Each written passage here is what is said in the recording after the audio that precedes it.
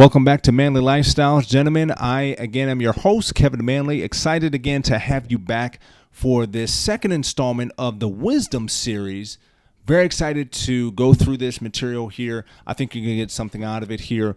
And again, as I've always mentioned, it is time. Find your voice. God has put it in this time, in this season, for us to discover our voices as men and begin to employ them accurately with intentionality. You will find that God wants you to find that voice within you, to no longer be silent, to no longer back away, to no longer allow someone else, but to find that voice so that you can be the person God's called you to be and speak the things that God has called you to speak.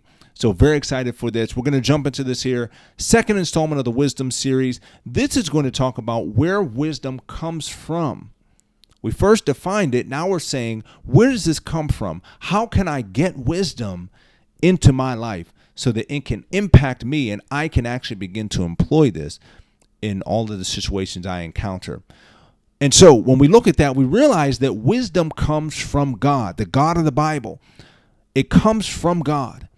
The Bible speaks that wisdom was with him in the beginning. Wisdom was there as he created the seas, as he created the mountains and the vast fauna and the animals, the creatures in the sea. Wisdom was with God when he spoke and things came into existence, when the stars were spoken into existence. You think of the moons and the vast number of planets and the vast number of solar systems. That all required wisdom. And it's incredible because you can look at all that. I love watching National Geographic and all those things, not solely because of the animals, but just to realize the vast wisdom that was employed when you think of the various animals that are in existence beyond the ones that we know of, the tiger, the lion, the bear. When you get into the weeds of it, all the vast quantities of living things that live in the earth. It is amazing. It is incredible, but it required wisdom. It required wisdom.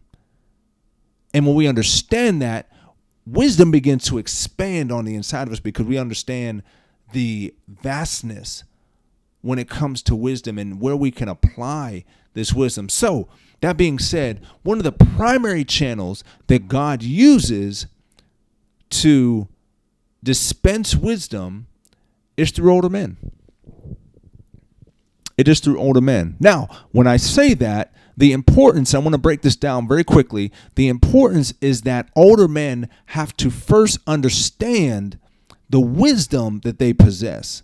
Unfortunately, oftentimes, many times older men may not fully understand or may not fully grasp the wisdom that they have. And therefore, because of that, they don't value it as much. They may have the wisdom, but they don't value it as much. And so what happens is it gets tainted over.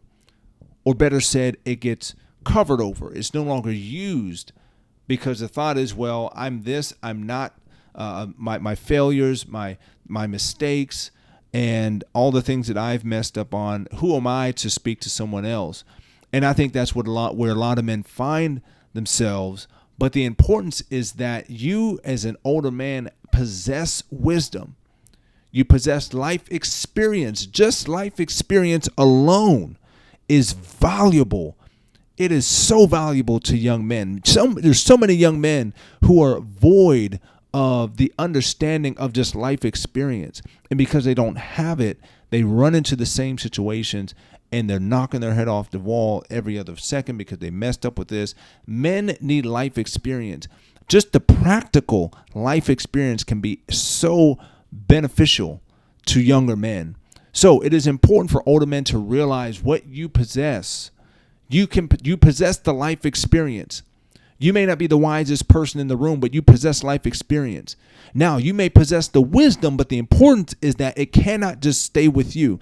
The importance and the intent is that God desires for the wisdom to go from one generation to the next generation, to the next generation, to the next generation. There is a purpose in the wisdom that God gives older men. And the purpose is that it would be dispensed to a younger generation that can take up the baton and begin to employ that in their situation so that they are changing the situations and not being impacted by them. Wisdom should show up in each generation, and it starts with older men and is poured into younger men. So that's where it comes from. It's one of the primary ways. Now, there's other ways where God can release wisdom into the earth, but the one I want to point to for this purpose, because we're talking about men, is that older men have to realize and value the wisdom and the life experience that you have, because there are younger men that need it. And young men, you have to understand that wisdom, the ability to understand what to do in the vast situations of your life, will come from older men. It's not going to come from the video game. It's not going to come from Chat GPT. It's not going to come from OpenAI. It's not going to come from all those things. Those things can teach you certain things to do per situation. But the wisdom that comes from older men, ultimately from God. But you have to find older men. I implore you, have to find older. If you do not have an older man that's in your life, that's speaking into your life, then you need to find one. You need to find one. You can go to your local church. There are older men. God raises up fathers so that for the purpose that you would not be without, so that you would have older men that can help you along your journey, that have wisdom, that have life experience, and it can help you. It can be refreshing to you so that you will have what you need as you go throughout life. So you have to have these things. You have to have wisdom. You cannot go throughout life without wisdom. It's like going throughout life without your clothes. Why would you do that? You wouldn't do that because you'd be embarrassed. You'd walk around with no clothes on. Why would you go throughout life without wisdom? It leaves you cold and broke. It leaves your life in shambles. You need wisdom. So I implore you, younger men, seek wisdom. Seek out older men that you can learn and glean from them.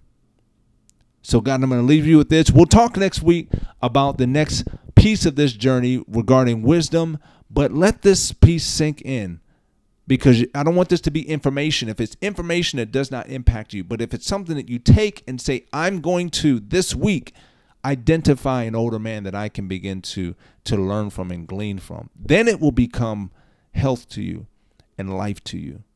Bless you, God. I'll talk to you soon.